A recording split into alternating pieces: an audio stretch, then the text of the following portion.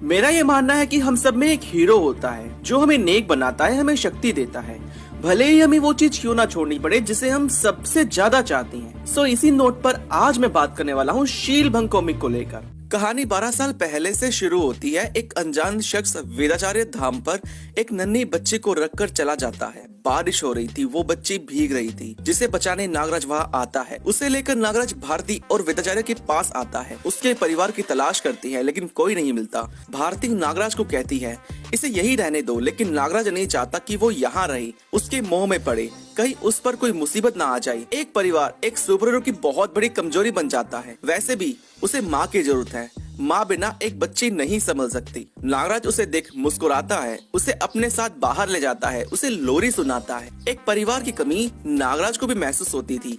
एक बच्चा और पिता की ममता उसके दिल में भी आने लगी थी। क्या फर्क पड़ता है कि विसर्पिया भारती से नहीं हुआ, आखिर नियति ने कुछ पल की खुशी नागराज को दी जरूर थी। अब कहानी 12 साल बाद दिखाई जाती है। नागराज अब संन्यास लेकर महानगर छोड़कर जा चुका है। कोई बहुत बड़ी घटना हुई जिसमें बेगुनाह लोग मारे गए, कुछ बच्चे और कुछ परिवार भी। उनका जिम्मेदार नागराज खुद को मार लेता है और संन्यास लेकर जंगल में चला जाता है। नागराज के महानगर से चले जाने से वेदाचार्य को हार्ट अटैक आता है, जिनके बचने की कुछ चांसेस नहीं होते। भारती उन्हें लेकर रातों रात कहीं और चले जाती है। अभी कहानी में ये सब ठीक से बताया नहीं गया कि ये सब कैसे हुआ। महानगर से बाहर जंगल में गट्टू और एक लड़की नाग्या नागराज को खोजते हुए वहाँ आते हैं। एक खतरनाक शेर उनके सामने आता है। नागराज उन्हें बचा लेता है और कहता है तुम्हें इस जंगल में नहीं आना चाहिए था। नाग्या उसे महानगर के बारे में बताती है, कैसे पूरा शहर बर्बाद हो रहा है। वहाँ जो अनाथालय था उसकी बिल्डिंग भूकंप में ढह गई। नागराज के बिना महानगर अनाथ हो चुका है। नागराज वापस जाने से मना कर देता है।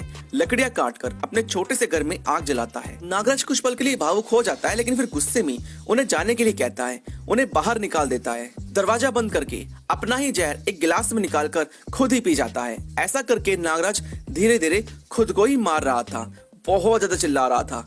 नाग्या से ये सब देखा नहीं जाता। वो नागराज की मदद करने उसके पास आती है और उसे शांत करने के लिए लोरी गा के सुनाती है, जो नागराज ने उसे बचपन में सुनाई थी। इसका अगला भाग है सेतुबंध।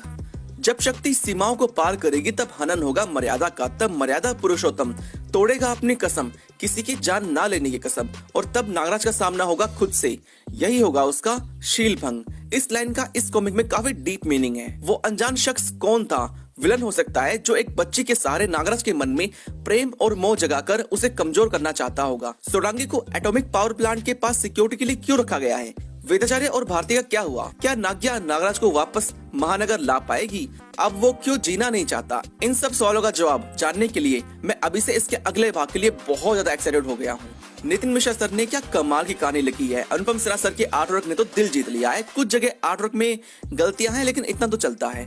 बाकी जो इस कॉमिक के बारे में जरा भी बुरा बोल रही है, उन्हें मेरी तरफ से एक ही वर्ड की भाड़ में जाओ। नागराज और उस बच्ची का इमोशनल टच दिल को छू गया। नागराज के इस एंग्री एंड मैच्योर अवतार को देखकर मन खुश हो गया। एक अच्छे कंटेंट पर एक अच्छी कहानी काफी अच्छी लग रही है।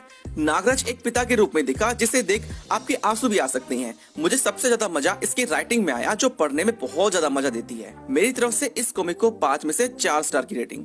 जिसमें नेगेटिव्स की बात करें तो इसमें पेजेस की थोड़ी कमी है, जो 40 पेजेस के अराउंड है। आर्टवर्क में नागराज एंड अदर कैरेक्टर्स के फेस जो थोड़ा और अच्छे बन सकते थे। मानना पड़ेगा नितिन मिश्रा सर को, राइटिंग के मामले में एक इमोशनल स्टोरी बनाना और फैंस के दिलों को छूना कोई इनसे सीखे। इसे देख वुल्वरन की लोगन मूवी की याद आ गई। फिर नागराज स्पाइडरमैन 2 के पीटर की तरह अपना आत्मविश्वास खो देगा, शायद पावर्स भी। आर्टवर्क अनुपम सिन्हा सर का है, दिलदीप सर भी इसमें योगदान देंगे। सबसे ज्यादा फैंस को संजय गुप्ता सर का कवर पेज पसंद आया है।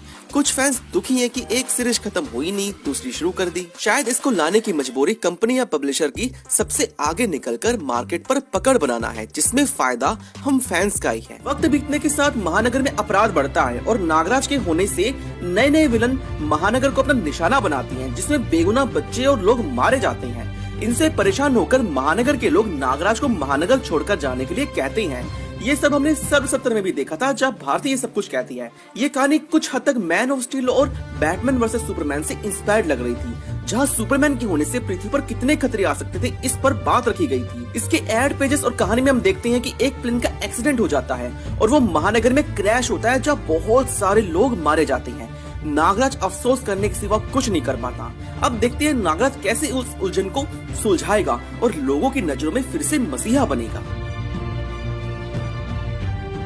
तो दोस्तों आज के इस वीडियो में इतना ही। सो मेरा नाम था आशीष और आप देख रहे थे मेरा यूट्यूब चैनल पे कहीं से भी नए आ गए हो तो चैनल को सब्सक्राइब करो ऐसी वीडियोज और देखने के लिए।